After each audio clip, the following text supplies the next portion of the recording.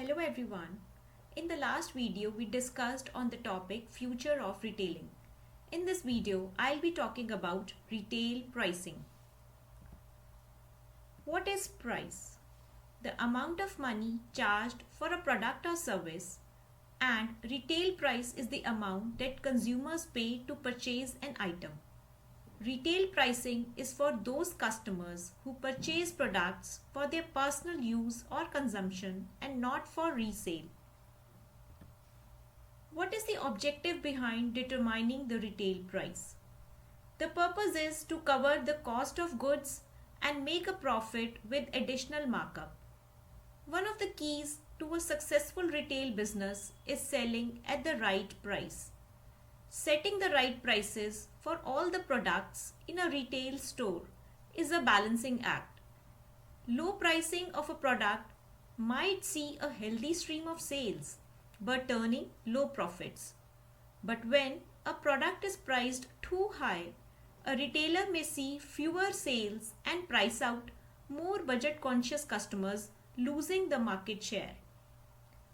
Thus, retail pricing is an iterative process, which means that it requires constant monitoring, analysis, and adjustment. Implementing effective pricing strategies can help retailers attract customers, create value, and maximize profitability. It is therefore essential to strike a balance between competitive pricing and maintaining profit margins to sustain retail business successfully. Businesses that use data-driven approaches to understand the retail price landscape can gain a competitive edge in the industry. A retailer can take numerous approaches to pricing products or services. The right strategy will depend on unique set of business objectives that retailer is trying to achieve. It is critical to acknowledge that perfect pricing strategy does not exist for any company. Changes in the market conditions and competition require flexibility and adaptability. Now let us understand the factors that affect retail pricing. The price the retailer charge should fall somewhere between too high to produce any demand and too low to make a profit. If customers perceive that the price of the product is greater than its value, they are not going to buy that product. And if company set the product price below its cost, then there will be no profits. For setting prices between these two extremes, various internal and external factors must be considered. Let's take up the internal factors first. Manufacturing cost. This includes both fixed and variable cost of manufacturing the product. If the cost of manufacturing the good or cost of delivering the services is more, retail price is more, or vice versa. Image of the retailer. Companies who have acquired goodwill in the market through its brands and reputation can demand a higher price for their products in comparison to those who are new in the market. Objectives of the retail company. If the objective is to increase return on investment, then the company may charge a higher price. If the objective is to increase market share, then it may charge a lower price. Product status. Product life cycle stage is important to determine the prices of products in retailing. At the time of introducing the product in the store, the retailer may charge lower price to attract new customers. When the product is accepted and established in the market, the retailer can increase the price. Promotional activity. If the company is spending huge money on advertising and sales promotion, then it keeps product price high in order to recover the cost of investments. Coming to the external factors that influence price. Competition. In highly competitive market, the prices may be set low to face competition effectively. And if there is less competition, the prices may be kept high. Government policies. Government rules and regulation about manufacturing and announcement of administered prices can increase the price of the product. Market conditions. If market is under recession, the consumer's buying pattern changes.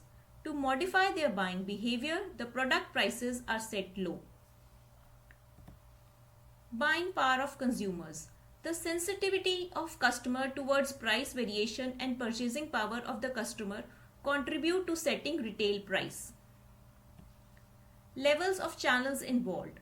The retailer has to consider number of channels involved from manufacturing to retail and their expectations. The deeper the level of channels, the higher would be the product prices.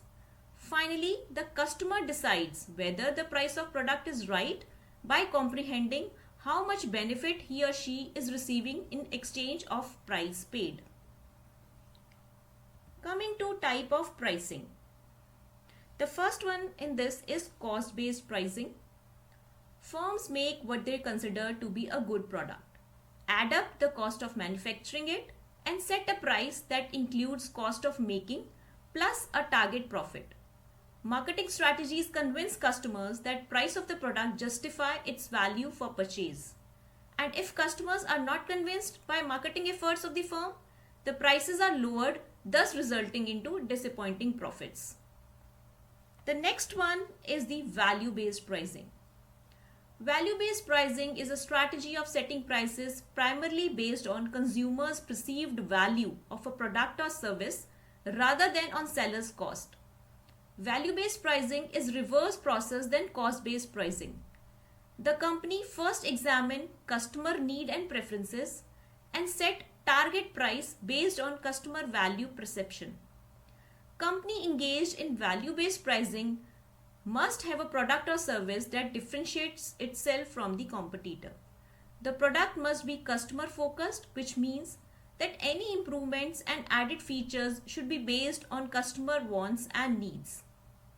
Mona Lisa, painting by Leonardo da Vinci, is probably the most expensive and received a valuation of $100 million in the year 1962.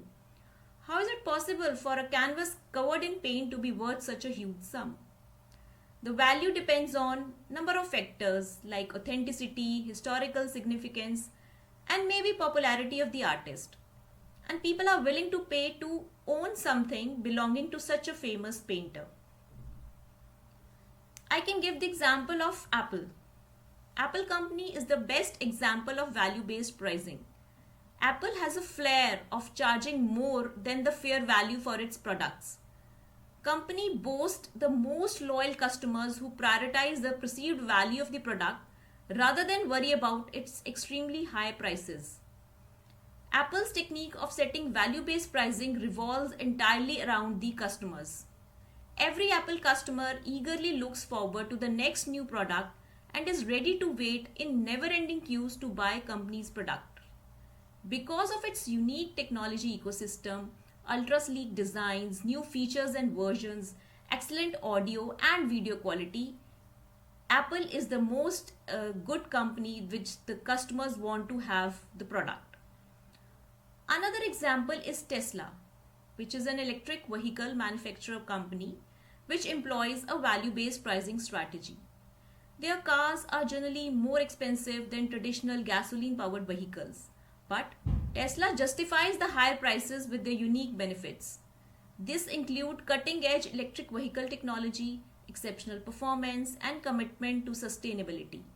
Customers perceive the value in Tesla's vehicles and are willing to pay a premium for the innovative features and environmental benefits it provides. Coming to the types of value-based pricing. There are two types of value-based pricing. The first one is good value pricing. It's a strategy where firms offer products or services at reasonable prices, giving customers the best possible value for their money. This approach combines quality and affordability, making it attractive to cost-conscious consumers. This pricing strategy tries to split value creation evenly between a firm and its customers. This is in contrast to raising prices as high as consumers will pay or pushing them as low as company can afford. Good value pricing involves introducing less expensive versions of renowned and branded products.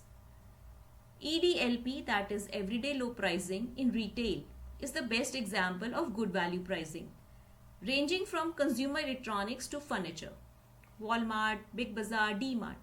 They offer everyday low prices on everything they sell at their retail outlets. Value meals or combos offered by McDonald's can also be termed as good value pricing to meet more conscious consumer spending habits. The next type is value added pricing. According to Philip Kotler, value added pricing means attaching the value added features and services to differentiate companies' offering from its competitors and charging higher prices. Rather than cutting prices, some companies attach extra features in their offerings to support higher prices to match competition. Example of value added pricing can be observed in premium airlines. Premium airlines, they add comfort, luxury and premium service to their passengers in comparison to low cost airlines. These value added services justify the higher price to a customer without the airline having to lower their airfare prices to match their competitors. One more example of value added feature may include providing 1 year of free technical help to customers purchasing a new laptop. This added value would attract more consumers to purchase from this company.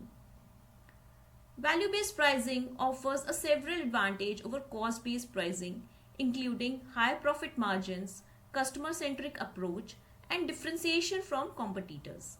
However, businesses must carefully consider the challenges such as determining perceived value, competition in the market, and the risk of the customer alienation.